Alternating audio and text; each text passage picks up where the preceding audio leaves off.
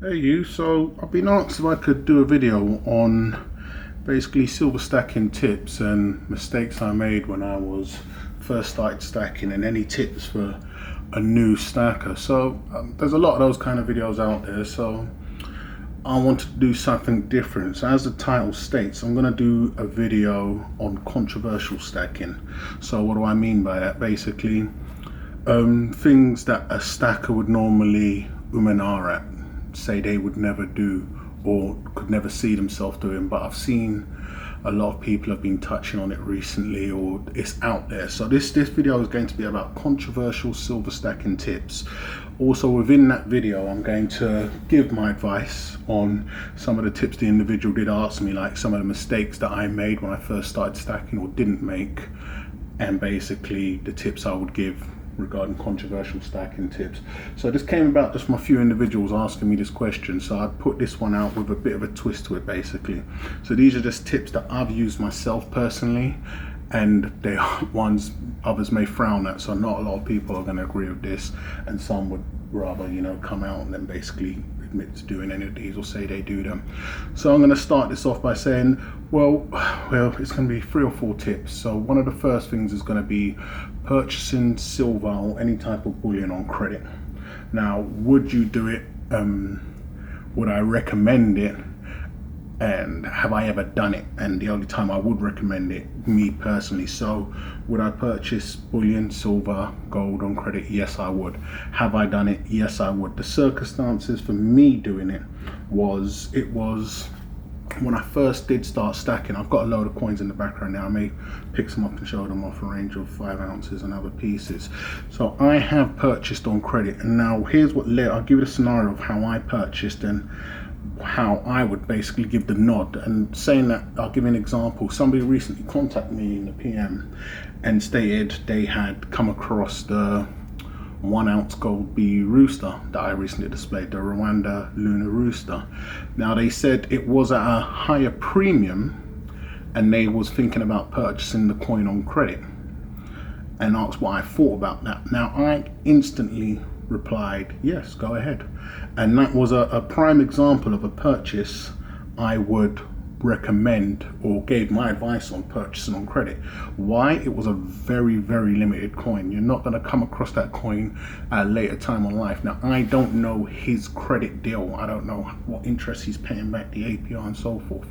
He asked, would I purchase it on credit? That was his only option to get this coin. I said, go ahead. I wouldn't think twice about doing the exact same thing if I didn't have the available funds. I don't know his situation, but my situation was, which coins was it? I think it was, regardless of what coins it was, there was at a fantastic deal. And at the time I had a credit line option of up to 10K interest free for a year.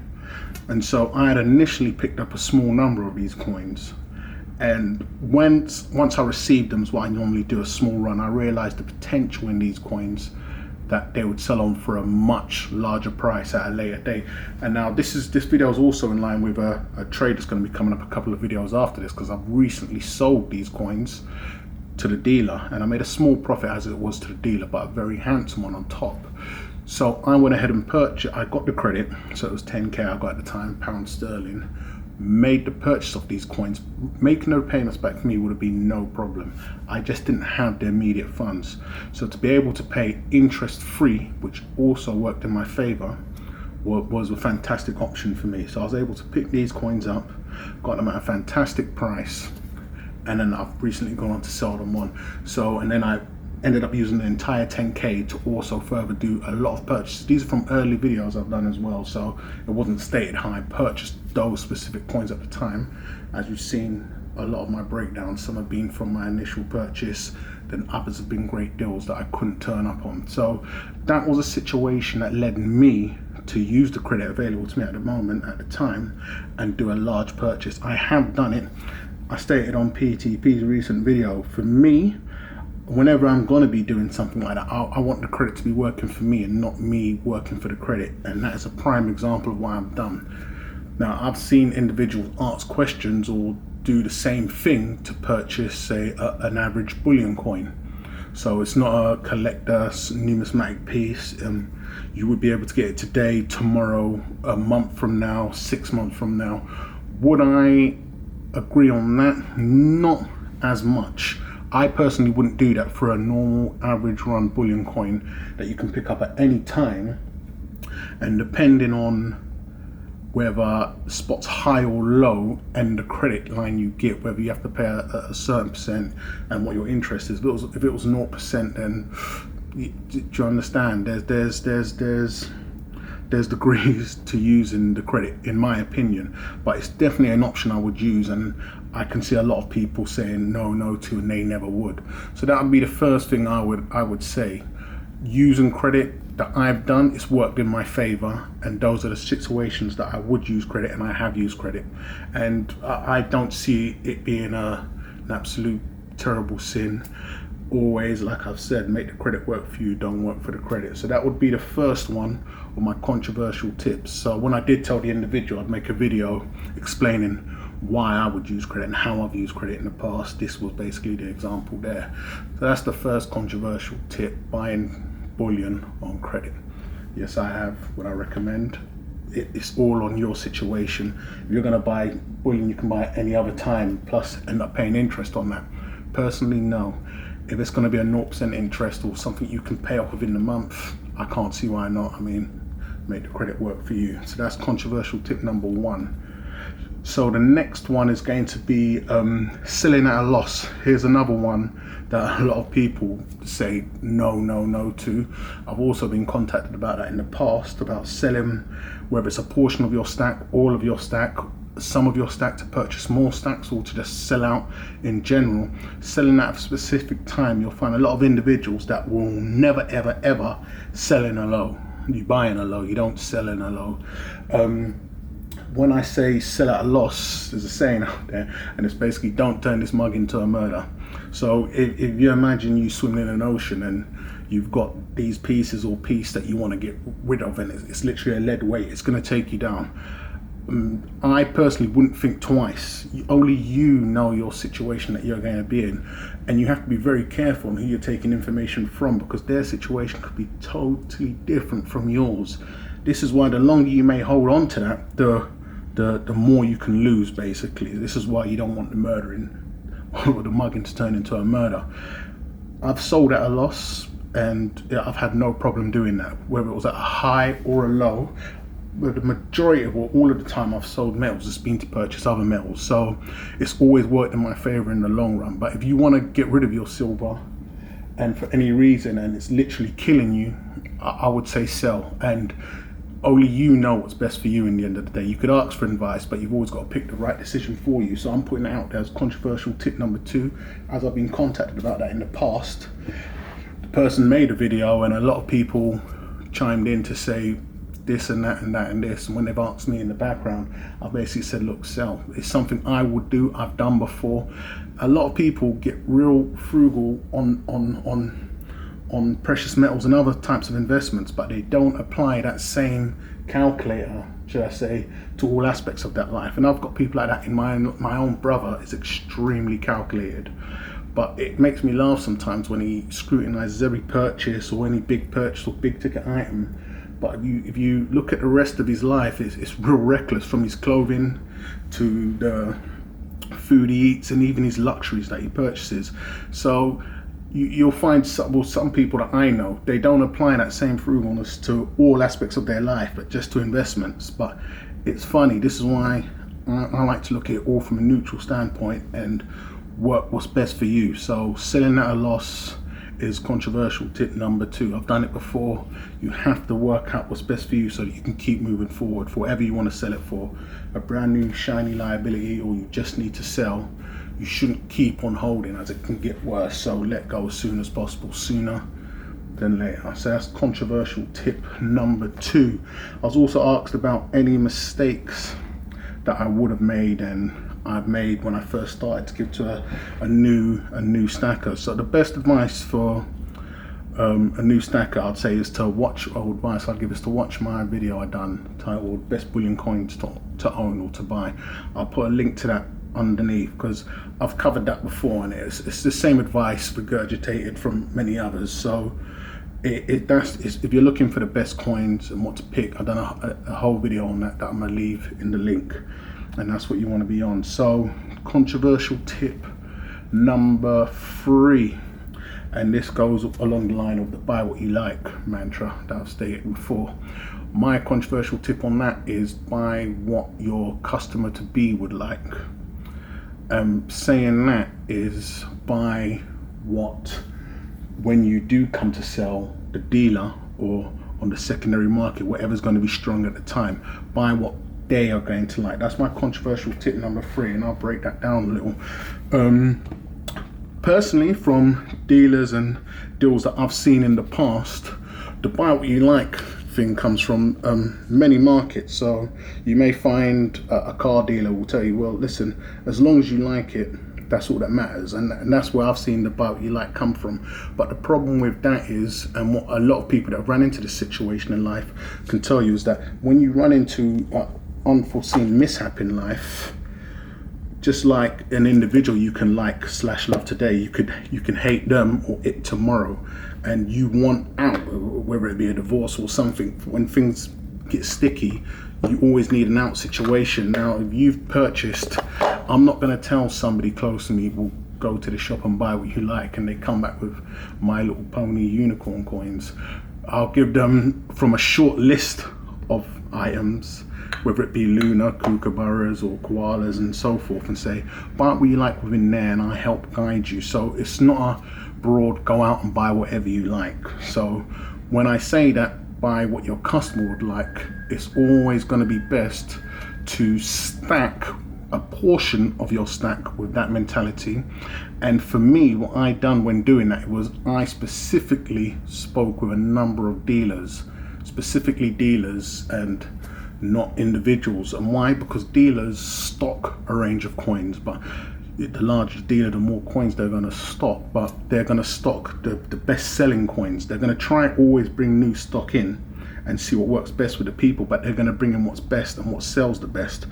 Each dealer is going to have something different to say, but remember, they're always selling to the public, so they're not individuals stacking for themselves. So this is why specifically, another tip, not so controversial, is I mean, everybody, whether they've got a local coin store, may go down and talk with their local coin store owner, but spread that out, widen your horizon. Get on the phone and call up 5 to 10 dealers and find out what's best, what sells best with them, what do they recommend purchasing.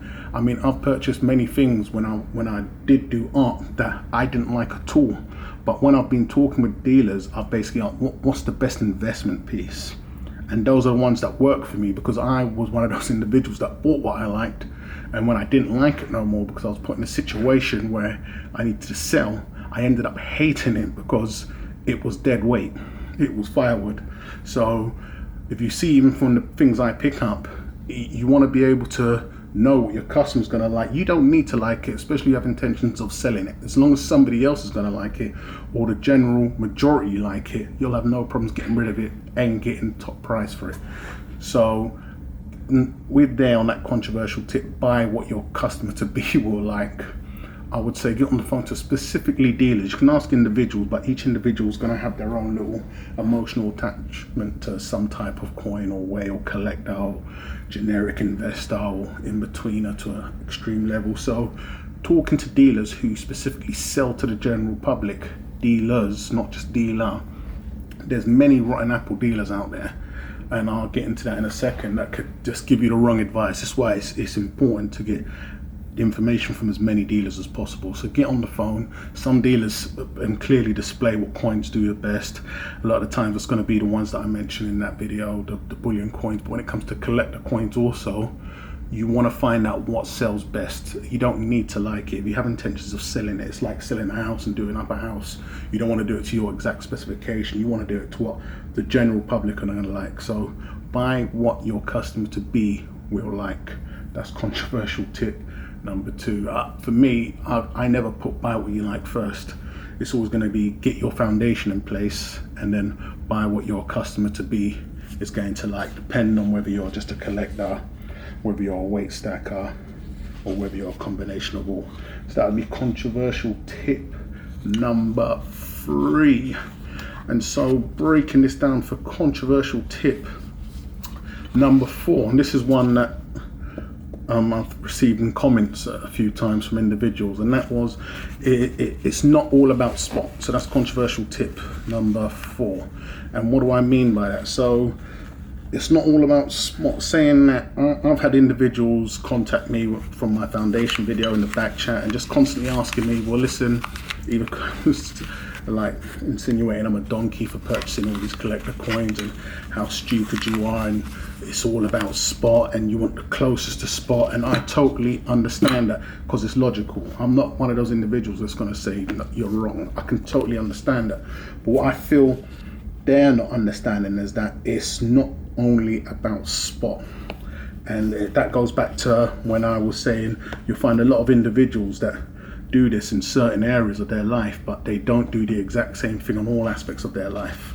So I've got a friend that will only purchase, and rightfully so, he's done a very wise move, that will only purchase coins for the cheapest premium, but his fashion sense is ridiculous with their expensive jackets and shoes and how they dress their kids. So they don't apply that same frugal calculation life or calculated life to other purchases in their life, even from when they're purchasing all these coffees and all this ridiculous overpriced from the cost of production, from food to things, your general things in life.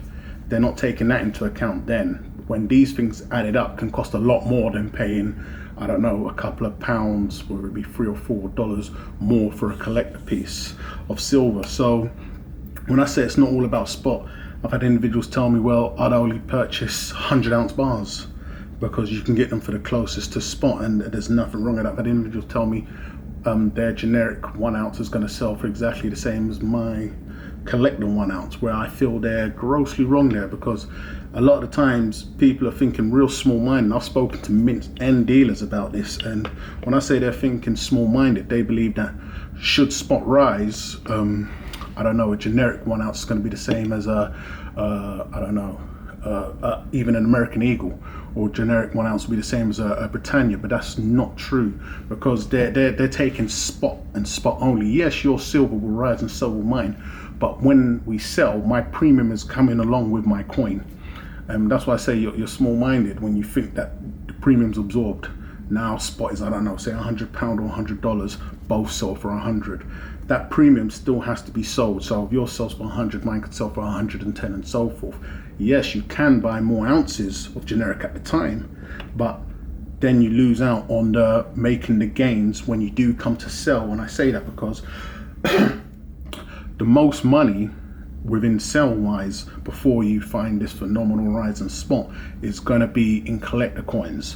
When I've resold my collector coins to, I don't have no pure generic, but coins that I get close to spot for, I've always made more gains in collector coins. And I understand that to be true in general. You're always going to see more returns in collector coins than on just a rise from bullion coin, basically. So saying it's all about spot, I mean, you can flip it and say, well, why aren't you picking up 1,000-ounce bars then? Why don't you save, and why aren't you just purchasing pure blank silver plankets or whatever they're called? With you I mean, the premiums come from the minting process and transport and so forth. Spot, from what I understand, is the price it costs to pull it out of the ground. So the premiums don't disappear. You're just purchasing a coin that is not as equal. But you know, I totally understand it, and a portion of my stack will go towards that, but it's not the end all be all purchase. I would say, as with anything in life, a healthy balance is more important. So a balance can be anything on the individual. When I initially started, I wanted pure bullion, which was my foundation, which I've done a video on. And to answer a question on that, being from Europe in general, we don't have a generic silver option. So I understand in America and maybe other countries, you have mints or large companies like Acmex and Provident that do specific 10-ounce generic bars. In Europe, I'll be confident enough to say Europe in general, I'm in the UK, there's no dealers that do a specific generic price to as close to spot cheap alternative to a bar. So that's why in my foundation video, there is no generic silver. I get the added benefit of the Britannia coins being a capital gains tax free, so that's fantastic for me as I've purchased in bulk. And I'll be confident to say with a lot of European stackers, you can look at their entire stack. Now, I'm not saying you can't find dirt cheap silver out there. I'm sure you can, whether it will be fractional silver, with 925 and lower, but there is no readily constant available. The biggest dealer out here would be Bullion by Post, and you've got Chards, Atkinson's, and even when you go to Europe, even purchasing bars, there's a tax on those. So there's no generic silver option. So that's something to take into account when you're looking at a European stacker. This is why a lot of their stacks, they're by default pushed to the collector or collector, or basically what I am, a bit of both stacker. There is no generic pure 100 ounce bars from whatever. We pay a premium, well, a ridiculous VAT included in the UK and in the rest of Europe. So the best option for me or any European stacker is going to be your Philharmonic coins and your Armenian art coins. Between those two, I would say those are the most noticeable, readily available, cheapest bullion coins, government minted, that you can purchase in Europe. The premiums on those are the closest thing that you're going to get to spot. I'm confident saying that now, that you can get in various sizes and that you have a constant supply of, which means you could spend the next couple of years picking those up constantly. That's the closest you're going to get. So that is why my foundation stack is Britannia's, because for a couple of pound more, I've got a better coin that works in my favor. So if I wanted, the prime example of a large pickup on a closer generic would have been my 5 kg coins. They was purchased at a fantastic premium, low premium. So running off a bit, that's why I say it's about a healthy balance. So my initial balance was going to be 90% bullion, which was my foundation, and 10% collector. And so I would say working out a balance for you, whatever that may be, whether it's 90% generic, spot, whatever you want to call it, and then 10% collector, you know, balance out a healthy balance. So I would say it's not all about spot. So you get those that go angry and crazy that they're making such a great saving and that you're not. I've never seen it in my life. They should be over the moon and keep on doing what they're doing and not worrying about what the other man's eating. So that is what my fourth controversial tip would be on silver stacking. So that's done, broken down. Hopefully that answered a few of the questions and how and what I feel about silver stacking on issues that others ooh and ah at and say they would never do. It's titled controversial silver stacking for a reason, as it's not gonna, or many won't agree with it, but these are tips I would give to any individual that were not normally pushed out there and that you're not going to normally find on a lot of the silver stacking tips for beginners and so forth. So hopefully that helps anybody that wants to take controversial steps. Do take controversial steps and, you know, feel a certain way about taking those kind of steps. So hate or love it, once again, I'd be glad to know what you think. Be greatly appreciated if you subscribe, and I'll catch you guys on the rebound.